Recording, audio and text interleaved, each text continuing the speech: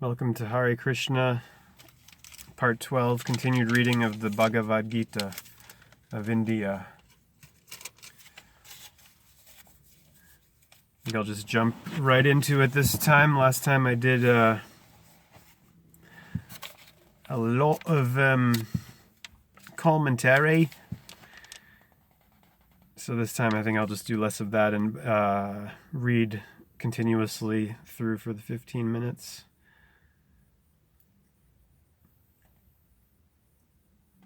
Christ equals Krishna. Should go over that again real quick, or mention it as we're going into this. This is to be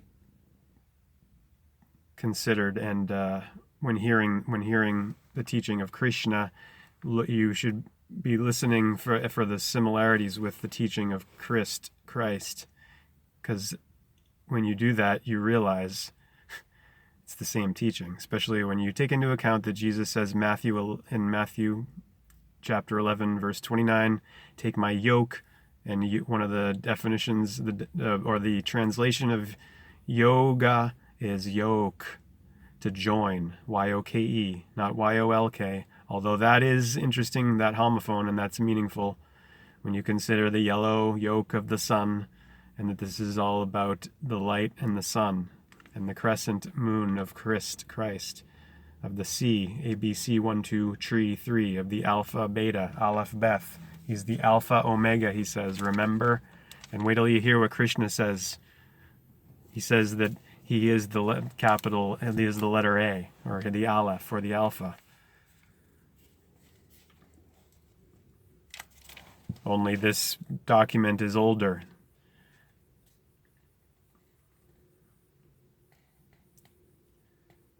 And also Jesus says, Matthew 6:22, when your eye be single, your body's filled with light. Look at all the one eye. Trying to get this pine cone here.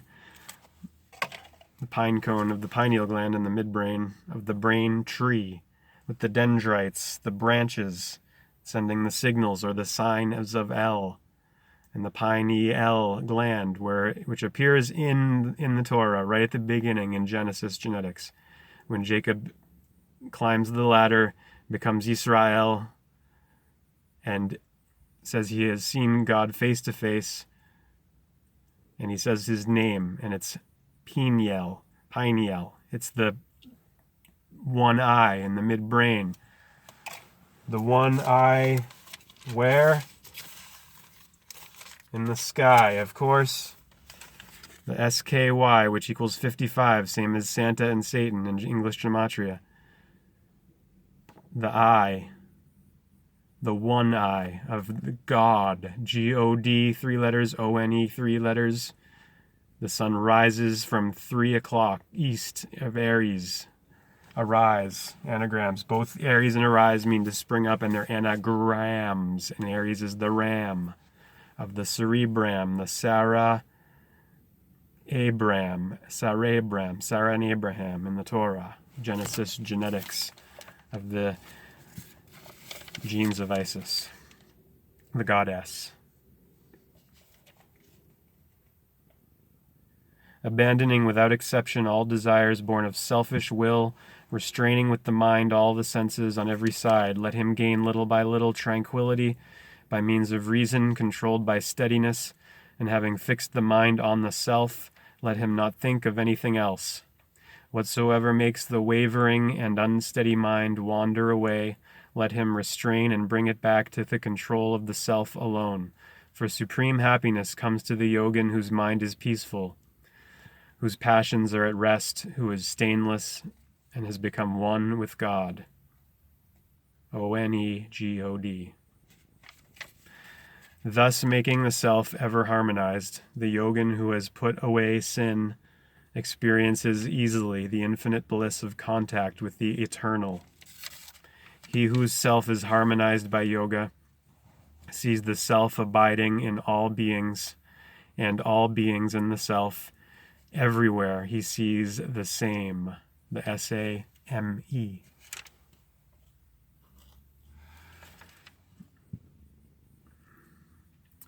He who sees me everywhere and sees all in me. This is Krishna, remember, saying this. Krishna is the person of God, the personality of God, or the persona in Latin, which means mask or facade, or the face, the surface, face on the Sur.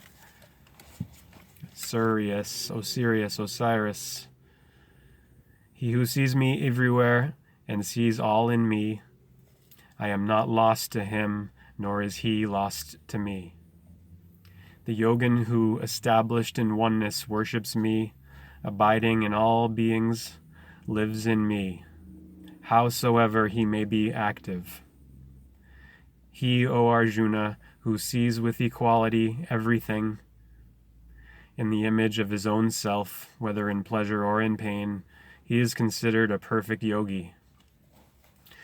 Control of mind is difficult but possible.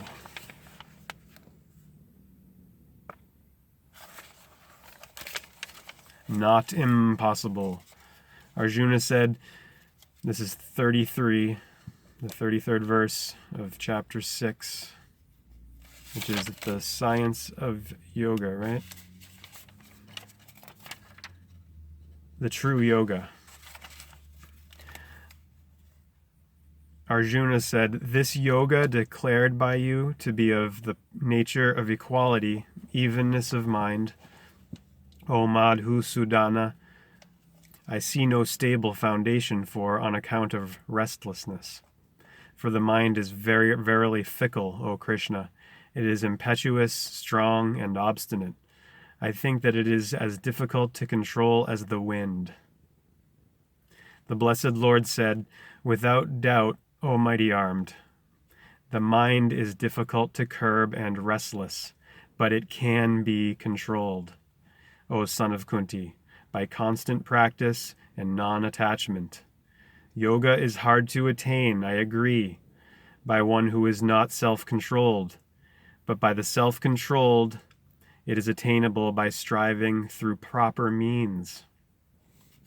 Arjuna said, he who cannot control himself, though he has faith, with the mind wandering away from yoga, failing to attain perfection in yoga, what way does he go, O Krishna? Does he not perish like a rent cloud, O mighty armed, fallen from both and without any hold and bewildered in the path that leads to the eternal? Thou shouldest dispel completely this my doubt, O Krishna, for there is none else than thyself who can destroy this doubt. The blessed Lord said, O Partha, neither in this life nor hereafter is there destruction for him, for never does any one who does good, dear friend, tread the path of woe. Nobody who does good things walks in sorrow. Having attained to the world of the righteous and dwelt there for very many years, the man who has fallen away from yoga is again born in the house of such as are pure and prosperous. Or he may be born in the family of yogins who are endowed with wisdom. For such a birth as this is more difficult to obtain in the world. There he regains the mental impressions of union with the divine, which he had developed in his previous life, and with this as the starting point, he strives again for perfection, O joy of the Kurus. By his former practice he is carried on irresistibly. Even the seeker after the knowledge of yoga goes beyond the Vedic rule. And the footnote for that is Vedic rule refers to the Veda and the injunctions set forth in it. By practicing the Vedic rule, we are helped to get beyond it. I just went to check the time. 9:25.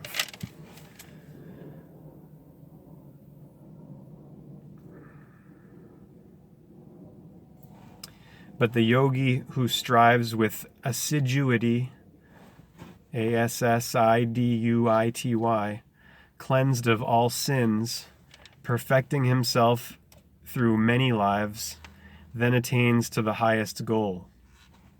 The perfect yogi. verse 46. 46 and 47 are the last of chapter 6 here. The yogin is greater than the ascetic, A-S-C-E-T-I-C, ascetic. The yogin is greater than the ascetic. He is considered to be greater than the man of knowledge, greater than the man of ritual works. Therefore do thou become a yogin, O Arjuna. And of all yogins, he who full of faith worships me, with his inner self abiding in me, him I hold to be the most attuned to me in yoga. This is the 6th chapter, entitled The Yoga of Meditation. And chapter 7 is entitled God and the World. And it says, but here at the beginning, God and the world, God is nature and spirit.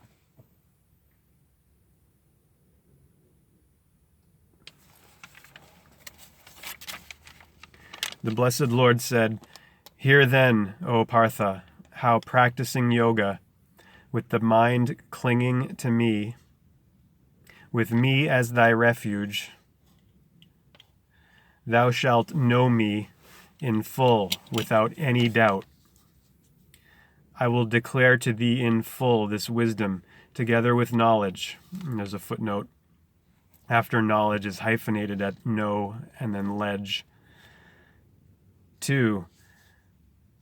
Jnana, J-N-A-N-A, is interpreted as wisdom, the direct spiritual illumination, and Vijnana, V-I-J-J-N-A-N-A, as the detailed rational knowledge of the principles of existence. I will declare to thee in full this wisdom together with knowledge, by knowing which there shall remain nothing more here left to be known. Among thousands of men, scarcely one strives for perfection, and of those who strive and succeed, scarcely one knows me in truth. Earth, water, so the two natures of the Lord. The two natures of the Lord. Earth, water, fire, air, ether, mind, and understanding, and self-sense. This is the eightfold division of my nature. This is my lower nature. Know my other and higher nature, which is the soul, by which this world is upheld, O mighty armed. Know that all beings have their birth in this. I am the origin of all this world and its dissolution as well. There is nothing whatever that is higher than I, O winner of wealth. All that is here is strung on me as rows of gems on a string. I am the taste in the waters, O son of Kunti. I am the light in the moon and the sun. I am the syllable Om in all the Vedas. I am the sound in ether and manhood in men. I am the pure fragrance in earth and brightness in fire. I am the life in all existences, and the austerity in ascetics. Know me, O Partha, to be the eternal seed of all existences. I am the intelligence of the intelligent. I am the splendor of the splendid. I am the strength of the strong, devoid of desire and passion. In beings am I the desire which is not contrary to law. And there's a footnote for law after law here. Law, or dharma, refers to the moral law. Desire as such is not evil. Selfish desire requires to be rooted out. The desire for union with the divine is not wrong. O Lord of the Bharatas. And whatever states of being there may be they harmonious, passionate, slothful, know thou that they are all from me alone. I am not in them, they are in me. Then the modes of nature confuse men.